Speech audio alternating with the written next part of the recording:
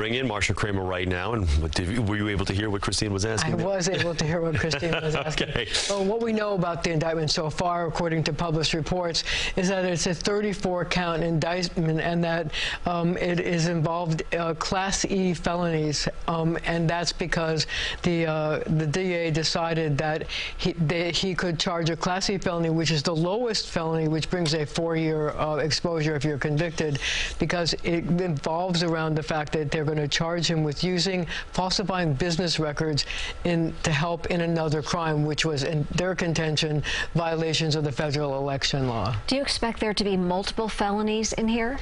Yes. I mean, what the published reports are saying is that there are going to be multiple felonies because, interestingly enough, apparently the payments made to Michael Cohen were monthly payments. So in each of those counts, many of them will be like a payment of, say, $5,000 or $10,000, whatever the payment is. So many of those counts will be just the individual checks that were sent as payment to Michael Cohen. And what do you think about it? Christine mentioned it, a change of venue that has come up, and Trump has tweeted that the last couple of days. Is that something that's possible? Or well, you know, obviously you're going to have them come in and say there should be a change of venue because they're going to take a look at the Manhattan landscape and they're going to say there's mostly Democrats in Manhattan, we can't get a fair trial. But let's face it, there's no place in the whole world that doesn't know Donald Trump and doesn't know that Donald Trump has been charged in this case. So the prosecutors will argue that it makes no difference whether you change the venue or not. I think what they're trying to do is get away from the judge that's been assigned the case, who already presided at a previous trial of the Trump businesses,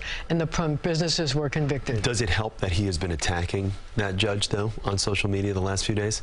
Or hurt? You know, this is the judge that has to make the ruling. Yeah. So, I mean, they have a choice. They take the judge's ruling, and they could appeal the judge's ruling to the Court of Appeals. Well, it would go to the Appellate Division and the Court of Appeals. But I point out that most of the judges on the Appellate Division and the Court of Appeals were appointed by former Governor Andrew Cuomo. They're Democrats. Yeah. I wanted to ask you about voters. How were they responding to the filing of the indictment against a former president here? Well, interestingly enough, there's a new CNN poll that shows that 60% of voters nationwide actually approve of the case being filed, but it breaks down along political lines. 62% of independents, 94% of Democrats, they all approve, but 79% of Republicans say they don't approve. But interestingly, when you ask them, was this politically motivated, 76% say yes, it's politically motivated, and it breaks down also on political lines. Democrats say 60% of the Democrats say it's political,